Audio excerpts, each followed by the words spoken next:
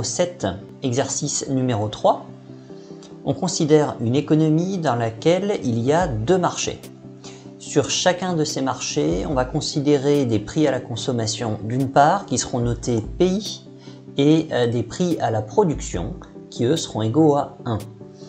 Alors qu'est-ce que c'est que cet écart entre un prix à la consommation et un prix à la production? C'est un prix payé par le consommateur et un prix calculé, formulé par le producteur.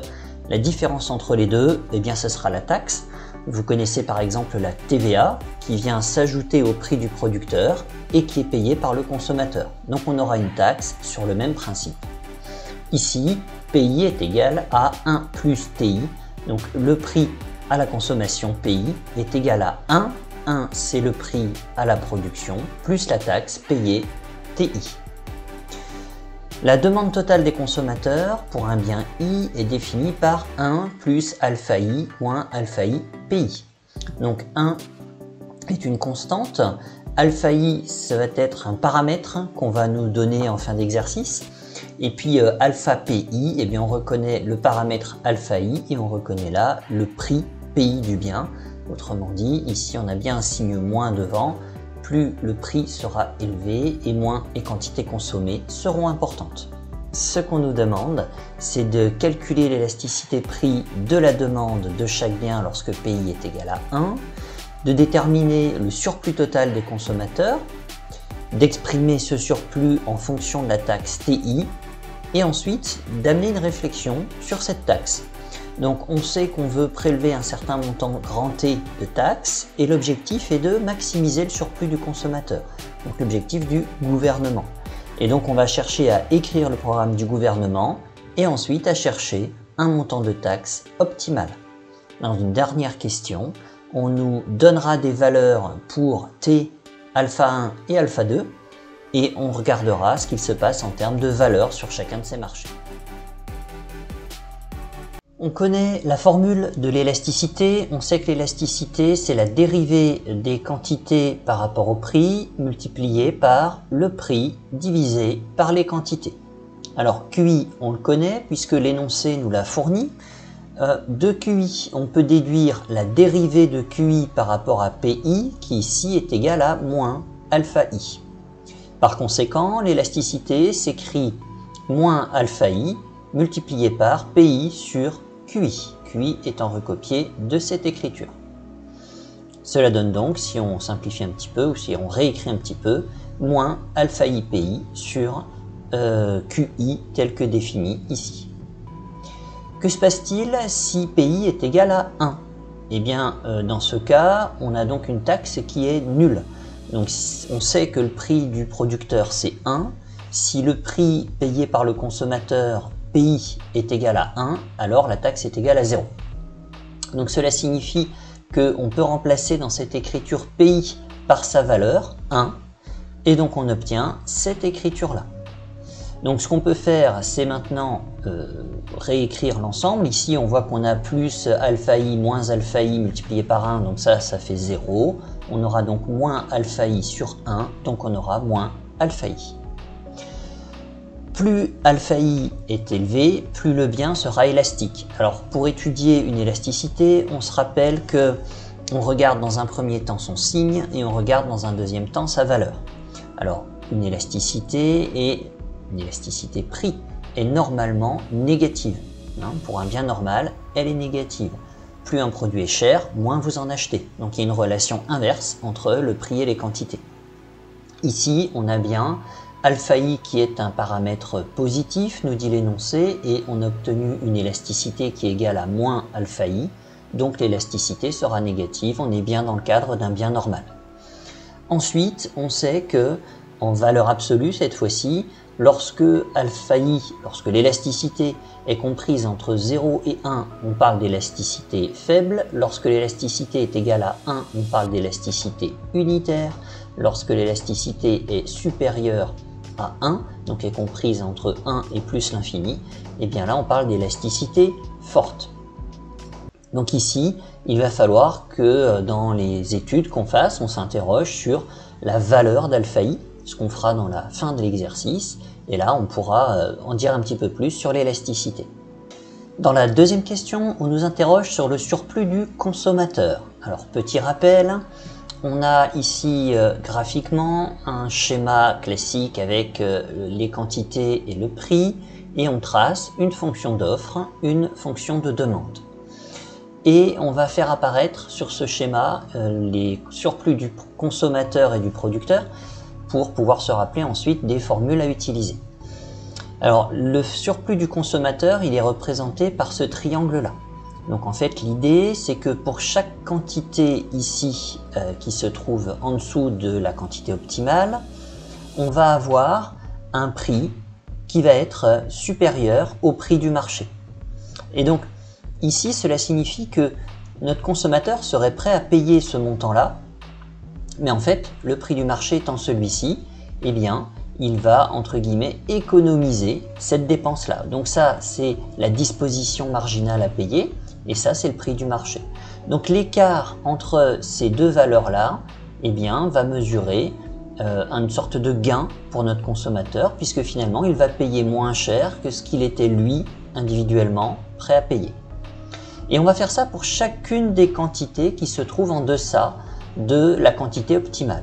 Et lorsqu'on additionne chacun de ces gains, chacun de ces bénéfices virtuels en quelque sorte, chacune de ces économies, eh bien on obtient le surplus du consommateur. Alors ce surplus, on voit qu'on peut le calculer avec un raccourci, entre guillemets, avec un schéma de ce type-là. Ici, on a des fonctions d'offre et de demande qui sont des droites. Par conséquent, eh bien, notre surplus a une forme de triangle. Donc, pour le calculer, eh bien, on va faire la longueur de notre triangle multipliée par sa hauteur. Et donc, ce qu'on va faire, c'est cette longueur-là multipliée par celle-ci. On obtiendra du coup la surface de ce rectangle et on divisera ce résultat par 2. Il nous restera la surface de ce triangle. La formule générique, lorsque l'offre et la demande ne sont pas des droites, eh bien, il faut calculer l'intégrale, c'est-à-dire en fait, ça va nous donner la surface qui est ici. Donc, c'est toute la partie qui sera inférieure à la fonction de demande jusqu'au point d'équilibre Q étoile. Donc via le calcul de l'intégrale, on va obtenir la totalité de cette zone-là. Et ensuite, on va enlever ce rectangle-là, qui lui est toujours un rectangle, donc on sait le calculer, hein, c'est les quantités multipliées par le prix. Nous avons une fonction de demande qui est donnée par l'énoncé. Et quand on l'étudie, on observe qu'il s'agit en fait de l'équation d'une droite. Comme il s'agit de l'équation d'une droite, on va être en capacité d'utiliser la formule la plus simple, en fait la formule de calcul d'un triangle. On ne sera pas obligé de passer par une intégrale. Si ici la fonction de demande était fournie par une équation qui n'est pas une droite, qui n'est pas une fonction affine, eh bien alors on serait obligé de passer par l'intégrale. Pour faire notre calcul en cherchant à calculer la surface d'un triangle, on a besoin de connaître la disposition marginale à payer et l'écart entre cette disposition marginale à payer et le prix de marché. On va donc chercher le prix maximum que le consommateur est prêt à payer. On se rappelle que la rareté fait que plus un individu est confronté à un marché où il y a une grande rareté, plus il sera prêt à payer cher pour obtenir le bien. Donc en fait, le prix maximum, c'est le prix que l'individu est prêt à payer lorsque les quantités tendent vers 0. On le voit bien sur le graphique, l'endroit où le prix que le consommateur accepterait de payer est le plus grand, c'est bien lorsque les quantités tendent vers 0. Donc en fait, ce qu'on va rechercher, c'est les coordonnées de ce point-là, 0 et quelque chose qui sera le prix maximum que l'individu est prêt à payer. On va donc remplacer Q par sa valeur, 0, et on peut donc écrire cette forme-là. Donc on a notre écriture de fonction de demande qui est égale à 0. L'intérêt, c'est qu'on va pouvoir isoler PI, et donc ici on obtient que PI est égal à 1 plus alpha I sur alpha I. Et donc ça, c'est le prix maximum que le consommateur sera prêt à payer. On va pouvoir par conséquent calculer notre surplus, Alors le surplus, on l'a dit tout à l'heure, on va utiliser la formule du triangle finalement, puisque notre fonction de demande est une fonction affine, donc on cherche la surface d'un triangle. Ce sera donc prix maximum moins le prix de marché multiplié par les quantités, tout ça divisé par 2. Donc le prix maximum, on vient de l'établir, il est à 1 plus alpha i sur alpha i, qu'on retrouve ici, moins le prix de marché divisé par 2, et multiplié par les quantités. Donc ici, les quantités, je reprends l'écriture qui est ici, l'écriture de la fonction de demande qu'on retrouve là. Dans la troisième question, on nous demande de réécrire le surplus qu'on vient de calculer en fonction de TI. Donc je reprends ici l'écriture précédente et effectivement, je n'ai pas la référence à TI. Il va donc falloir la faire apparaître. Alors qu'est-ce qu'on sait ? On sait qu'il y a une relation entre le prix de marché, autrement dit le prix qui va être payé par le consommateur, et le prix subi par le producteur, le coût de fabrication finalement du producteur. Et donc ce qu'on pouvait écrire, et ce qui nous était fourni par l'énoncé, c'est que TI est égal à PI moins 1. Et donc à partir de cette relation, comme il y a PI à l'intérieur de l'écriture du surplus, on va pouvoir faire apparaître TI, la taxe. Alors ici j'ai une écriture du surplus dans lequel apparaît PI à 2 endroits et c'est une écriture qui est relativement touffue, donc je coupe ça en 2 morceaux. Dans un premier temps, je vais travailler sur uniquement cette partie-là pour faire apparaître TI. Dans un deuxième temps, je ferai apparaître TI dans cette partie-là, puis on pourra réécrire la totalité du surplus. Donc je ne conserve pour le moment que cette partie-là de l'écriture, 1 plus alpha i moins alpha i pi. Alors ce que je fais, c'est que je vais ici factoriser alpha i, ce qui me permet de faire apparaître ici une parenthèse avec 1 moins pi. Or, on voit qu'ici, c'est l'opposé de l'écriture de la taxe. Donc je vais ici factoriser moins 1 devant ma parenthèse, qui me permet de changer le signe de chacun des membres qui est à l'intérieur de la parenthèse, et là on retrouve bien la même écriture que TI. Donc ici j'ai tout simplement inversé, entre cette phase-là et cette phase-là, j'ai inversé simplement moins 1 et PI pour que ce soit plus évident. Et donc je vais remplacer cette parenthèse par TI. Donc ici, je vais ensuite réduire cette partie-là, on aura moins alpha i TI. Donc ici, on est passé de cette écriture ici à celle-ci, 1 moins alpha i TI. J'ai bien écrit QI en fonction de TI et QI apparaît ici. Je vais maintenant m'intéresser à cette première partie de l'écriture du surplus.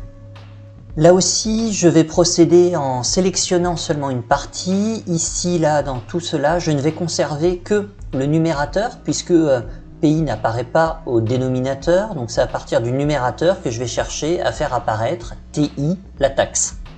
Donc vous retrouvez cette écriture-là ici. Alors qu'est-ce que je peux faire? Ce que je vais faire, c'est que je vais tout mettre au même dénominateur. Donc ici, je multiplie le numérateur et le dénominateur par alpha i. Et je mets le tout sous une même fraction puisque tout est au même dénominateur à partir de maintenant. Et qu'est-ce que je reconnais là? Eh bien, je reconnais la même écriture que j'avais ici. Or, on a démontré que cette écriture-là s'écrivait sous cette forme. Donc, je remplace cette écriture-là par cette forme-ci. Et donc, j'ai bien écrit le numérateur de cette fraction-là en fonction de TI. Maintenant que j'ai fait ces calculs préalables, je peux réécrire le surplus du consommateur. Donc, ce surplus s'écrivait sous cette forme-là. Sauf que dans la référence petit a ici, j'ai montré que cette partie-là de l'écriture pouvait s'écrire sous cette forme-là, ce que j'avais nommé petit a.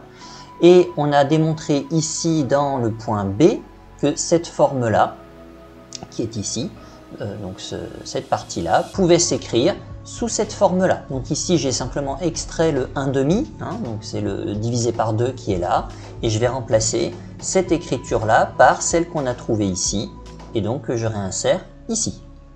Pour que ça soit un petit peu plus propre, je réécris tout en une seule fraction.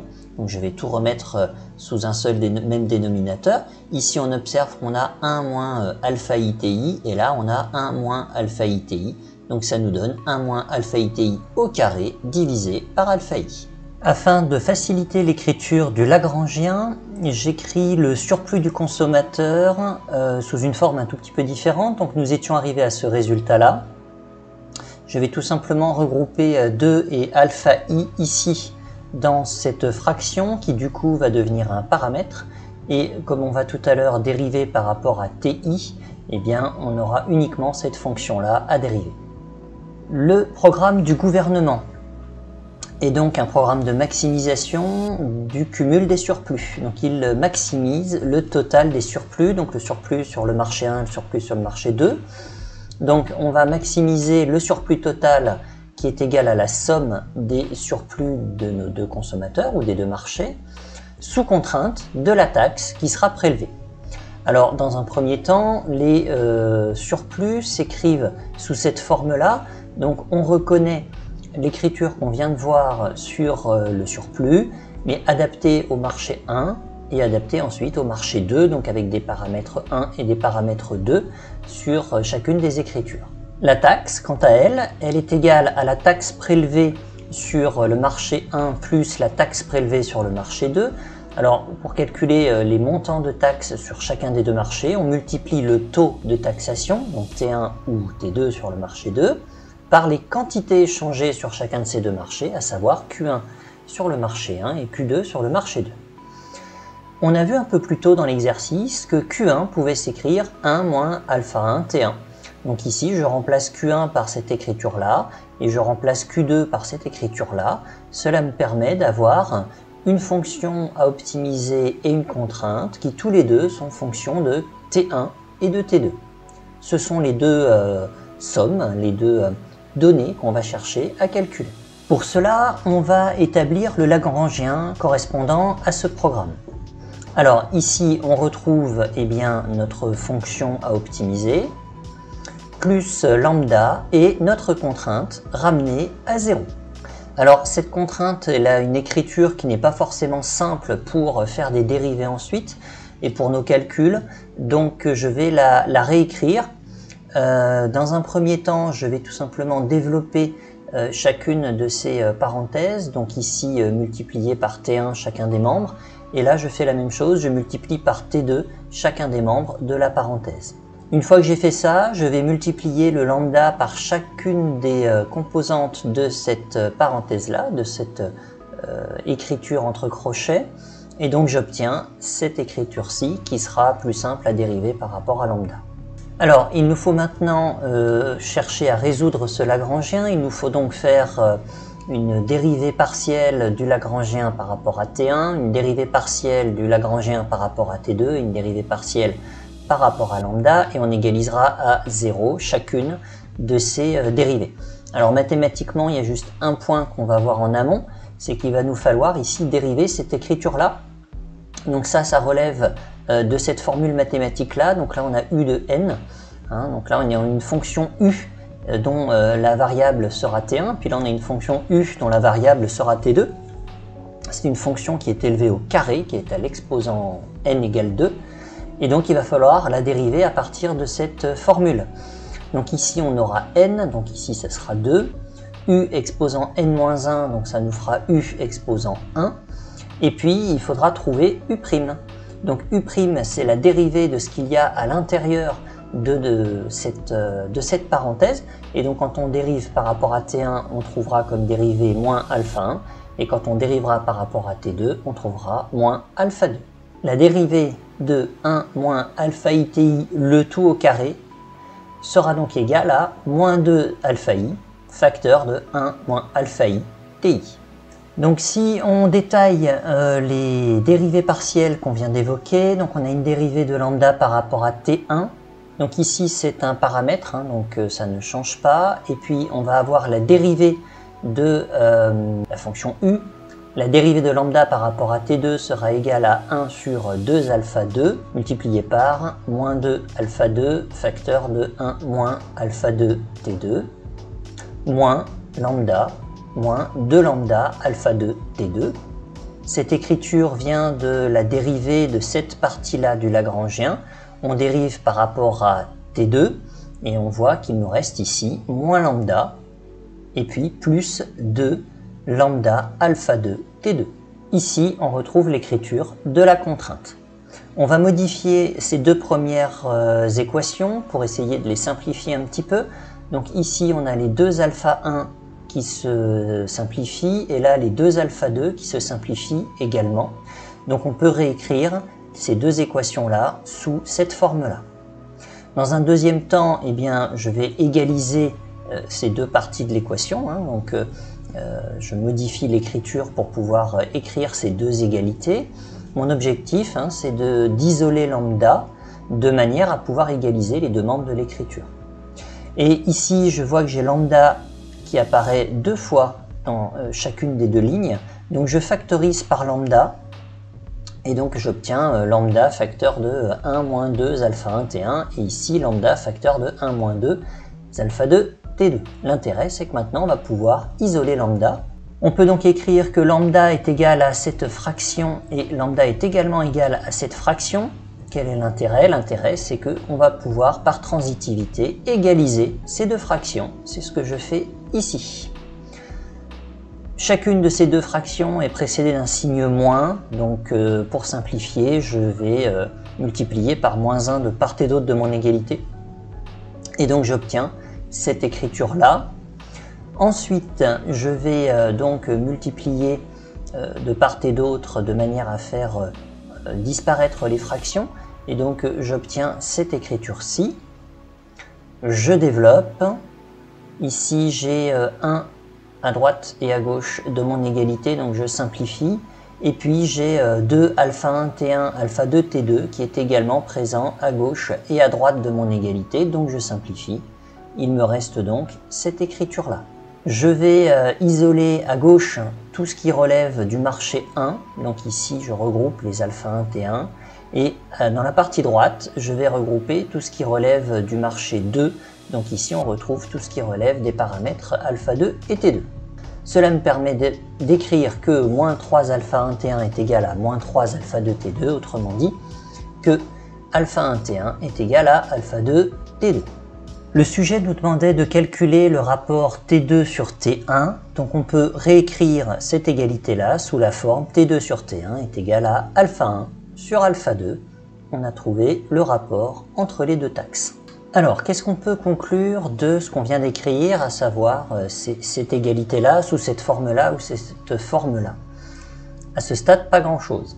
Ce qu'on peut faire par contre, c'est se souvenir qu'on nous avait interrogé au début de l'exercice sur la notion d'élasticité, et que cette élasticité, on n'a pas réexploité dans l'exercice. En fait, c'est à ce moment-là qu'on peut essayer d'en faire quelque chose.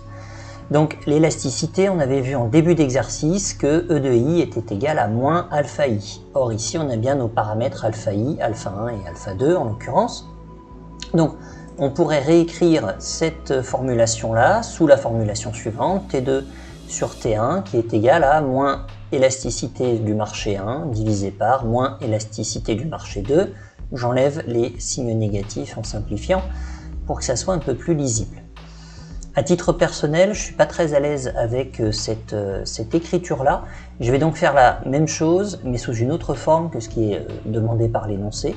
Je vais garder cette écriture-là que je préfère expliquer. Donc ici, je fais la même chose, je remplace alpha 1 et alpha 2 par l'élasticité de 1, enfin moins élasticité de 1 et moins élasticité de 2. Autrement dit, ici, même chose, je supprime les signes moins de part et d'autre de mon égalité. L'élasticité multipliée par le taux sur le marché 1 est égale à l'élasticité multipliée par le taux sur le marché 2. Enfin, qu'est-ce que ça veut dire économiquement? Eh bien, l'idée c'est que ces élasticités E1 et E2 vont être différentes sur les deux marchés. Il n'y a aucune raison a priori pour que le comportement du consommateur soit le même sur les deux marchés. Donc les élasticités prix seront différentes. Ce qu'on est en train de dire, c'est que l'élasticité multipliée par le taux doit être identique sur chacun des marchés. Autrement dit, lorsqu'il y a une élasticité qui est faible, eh bien mathématiquement on va se retrouver avec un taux qui sera fort, et lorsqu'on a une élasticité qui est forte, on va se retrouver avec un taux qui sera faible. Donc ces deux relations évoluent de manière inverse. L'idée, c'est que Sur un marché où vous avez une forte élasticité, les clients sont particulièrement sensibles au prix, alors on va mettre des taxes faibles. Ce qui paraît assez logique, si j'ai une taxe forte, j'augmente fortement le prix, ce qui va faire s'effondrer les quantités demandées par les consommateurs. A l'inverse, lorsque j'ai une élasticité qui est faible, alors je peux mettre une taxe qui est forte, parce que mon consommateur veut absolument consommer ce bien, donc c'est la raison pour laquelle l'élasticité est faible, mon consommateur est peu sensible au prix, et donc finalement avec la taxe, je peux augmenter le prix, cela ne va pas avoir pour conséquence de faire s'effondrer la quantité consommée sur ce marché-là. Donc du point de vue de l'impôt, les taxes ne sont pas forcément uniformes, et en fait, une bonne manière de réfléchir à quel est le taux d'imposition que je vais mettre sur un secteur d'activité, c'est de s'interroger sur l'élasticité de ce secteur d'activité, de se dire, sur un marché sur lequel l'élasticité est faible, je peux me permettre de mettre un impôt fort. Sur un marché sur lequel l'élasticité est forte, je ne pourrais mettre qu'un impôt faible. Vous constatez ce type de raisonnement sur un certain nombre de marchés dans la vraie vie. Je vous renvoie par exemple à la taxation des carburants, qui est très élevée, mais dont l'élasticité est faible. Cinquième et dernière question, on va utiliser ces résultats avec une taxe, avec un niveau de taxe qui sera préfixé. Ici, on sait que l'État veut prélever T qui est égal à 1/4. Donc les recettes fiscales de l'État sont fixées. Imaginez un gouvernement qui sait combien il a de fonctionnaires, quels sont les investissements qu'il veut faire. Il sait quelle somme il doit collecter. La question, c'est de se dire combien je vais collecter sur le marché numéro 1 et combien je vais collecter sur le marché numéro 2. Donc on va chercher les taxes optimales T1 et T2 sur chacun des deux marchés, de telle manière qu'on réussit à collecter une taxe qui est égale à 1/4. Alors qu'est-ce qu'on connaît à ce stade? On a vu dans la question précédente qu'il y avait cette égalité, on va donc la garder pour le moment. Et cette égalité, on va l'utiliser en fait pour réécrire la contrainte fiscale. Alors, cette contrainte fiscale, elle est comment? En fait, on l'avait écrite, la contrainte fiscale, dans le Lagrangien précédent, c'était T1 multiplié par Q1 plus T2 multiplié par Q2. Et on avait vu que Q1 s'écrivait de cette manière-là et Q2 s'écrivait de cette manière-là. Alors, quelle est la difficulté en termes de résolution à laquelle nous sommes confrontés ici? Eh bien, c'est que les paramètres T1 et T2 sont tous deux présents dans l'écriture de notre taxe. Et donc, en fait, on a une équation avec deux inconnus, ce qui nous pose problème. Donc, on va réutiliser cette égalité-là pour isoler T1 et l'écrire en fonction de T2.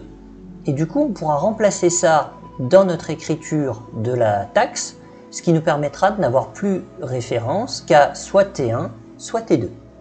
Donc, ce que je fais, dans l'énoncé, on m'avait dit que alpha 1 était égal à 1, alpha 2 était égal à 2. Donc, je remplace alpha 1 et alpha 2 par leur valeur, et j'obtiens que T1 est égal à 2T2. Il n'y a aucune manipulation mathématique à faire, donc je prends la version la plus simple, je vais donc remplacer T1 par sa valeur en T2. Vous pouvez tout à fait décider de faire l'inverse, et de remplacer, de chercher la valeur de T2 et de remplacer par du coup T1 et faire disparaître la référence à T2. Donc moi je garde cette forme mathématique là qui arrive de la simple application des données de l'énoncé et je vais ici remplacer T1 par ce qu'on vient de trouver, donc le remplacer ici par 2T2. Je vais également le remplacer ici, on avait un T1, et bien que je remplace par 2T2. Donc ma taxe s'écrit sous cette forme-là, il n'y a plus de référence que à T2, et je sais que cette taxe est égale à 1/4. Donc ici, je vais égaliser ce que je viens de trouver avec 1/4. Alors, je développe chacune de ces deux parenthèses, je réduis, et j'obtiens un trinôme du second degré.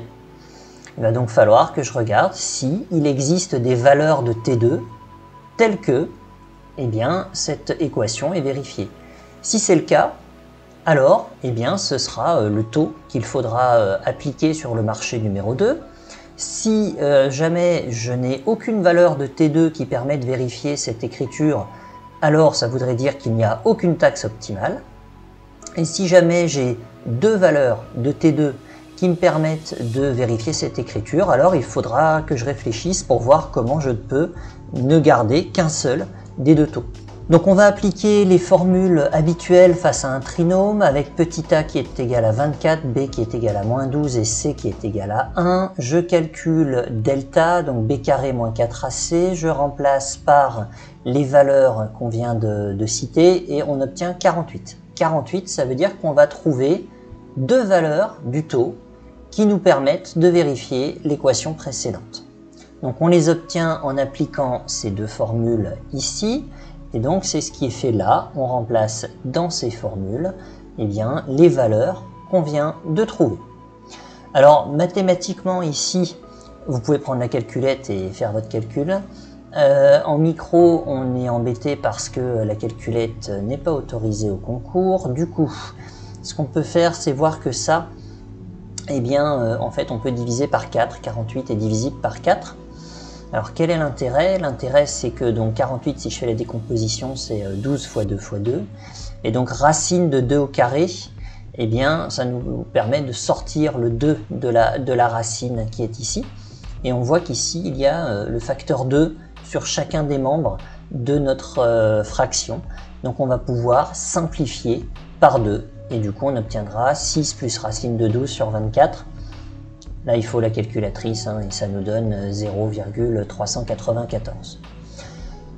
Deuxième possibilité, deuxième racine possible de cette équation du second degré, la même chose en utilisant cette équation-ci, cette fois-ci, avec le signe moins. On refait le même type de simplification ici et on obtient 0,106. Donc, pour un taux égal à 0,106, ou alors pour un taux égal à 0,394, dans les deux cas, l'équation que nous avons vue précédemment est vérifiée. Ce sont donc deux taux possibles pour optimiser la taxation sur ce pays. On ne va pas choisir le taux qu'on va retenir au hasard.